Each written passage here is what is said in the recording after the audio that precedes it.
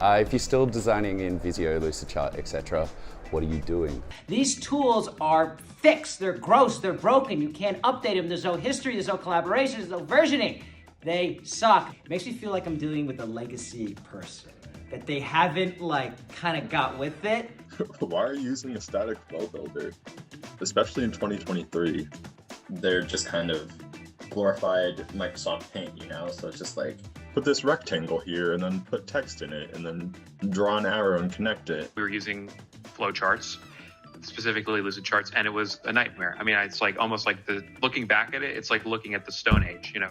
Lucidcharts, Figma, tools that aren't really necessarily geared towards conversational design and creating conversation trees and flows. They're great at doing flowcharts, but conversation design is a lot more than just designing a flowchart.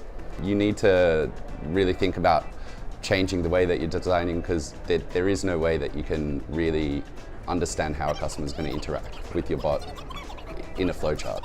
I guess it's just like a legacy thing, like a lot of people just inherit static flow builders, but if you get familiar with them, you'll quickly see why static flow builders are not the way to go and how much you're missing out on, honestly. Voiceflow really was that one tool that allowed us to visually prototype everything.